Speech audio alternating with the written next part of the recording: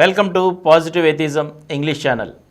Today I am going to read out you an article on Need for Non-Party Politics written by Sri Gora, a famous freedom fighter and an atheist. The political equality, namely one man, one vote, which is contained in universal adult suffrage, recognizes the principle that all adults have equal power and opportunity in democracy to participate in their government. If genuine democracy had functioned, the political equality should have led to economic and social equality too, since constitutions of states proclaim attainment of equality as their objective. But political parties have sabotaged democracy and have impeded the growth of economic and social equality. Political parties justify their existence as representing the different plans and policies among the people for attaining social and economic equality. Because democracy permits freedom of expression and association, it is argued that formation of parties of like-minded persons is unavoidable in democracy. But democracy is not merely freedom to expression and to associate. It also means, firstly, free exchange of views on the different policies. Secondly, decision by a majority of free votes after an open-minded discussion. And thirdly, respect for the decision by the majority with scope for martyrdom. Obviously, political parties fail to satisfy these three conditions of democracy owing to their commitment to party blocks, whips, and discipline which imposes close-mindedness. Party system solidifies like-mindedness and loses fluidity that is needed for the exchange of views. Party whips deprive members of the freedom to vote and exercise dictatorial control. The frequent walkouts from legislative assemblies betray the intolerance of the majority party to accommodate the views of the minority and also of the minority to respect the decision of the majority. Thus, party-ridden democracy is virtually the dictatorship of the majority party, wherein the opposition is reduced to a formality. Due to whip, decisions go in advance of discussion and legislators attend assemblies with closed minds. They sit there as representatives of parties but not of people. Further, the strange coalitions among parties to form ministers and the frequent floor crossings that have been staged recently in Indian legislative assemblies prove that there is little irreconcilably antagonistic between the policies of the several parties.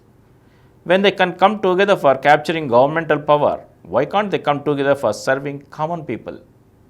But they don't, because they are evidently interested in power politics but not in politics.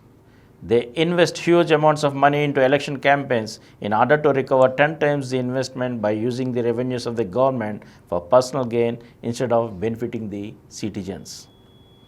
Parties split and corrupt the ranks of the people, including the trade unions, and play the imperialistic game of divide and rule. Thus, party system is not only anti-democratic but anti-welfare. So, common people and conscious citizens are getting disgusted with party democracy.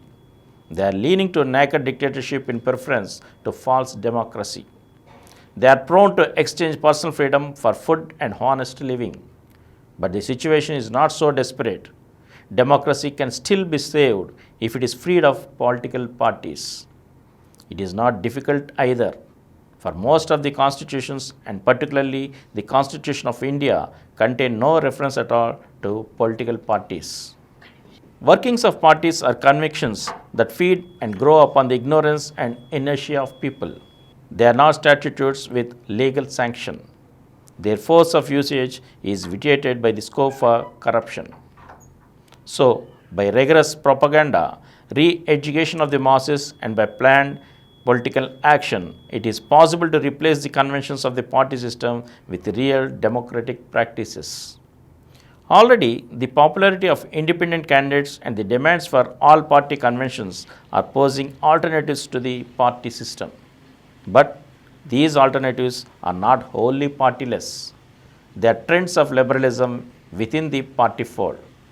So, the creation of a clear non-party political platform is urgent and necessary for transforming the party-ridden democracy into real democracy, which of course is partyless. Sri Jayaprakash Narayan supports the proposition of partyless democracy. But he thinks that partylessness is possible when the polity is decentralized into autonomous village units or Gram Raj as envisaged by Article 40 of the Constitution of India and as attempted by the Gram Dan movement of Acharya Vinoba. Gram Swaraj is undoubtedly the best form of real and direct democracy, and India, with its background of Gandhian movements, is the suitable ground for its establishment. But it cannot be directly accomplished unless we choose to non-cooperate with the centralized system of administration. Otherwise, we shall have to devise ways and means of rendering our present government partyless at first and then achieve Gram Raj through that government which functions in terms of the welfare of the people and not in terms of power for the parties. To this end, the following 5 changes in the conventions of parliamentary democracy help evolve partyless democracy. And in our next episode, we shall know these 5 changes. Thank you. For more videos, please subscribe to our Positive Atheism English channel presented by Samaram channels which crossed 20 crore views. Please like, subscribe and share our videos, and for notification of our new videos, please click the bell icon. Please download Samaram Channels app from Google Play Store and watch your favorite channels. Click the bell icon and subscribe to the channels.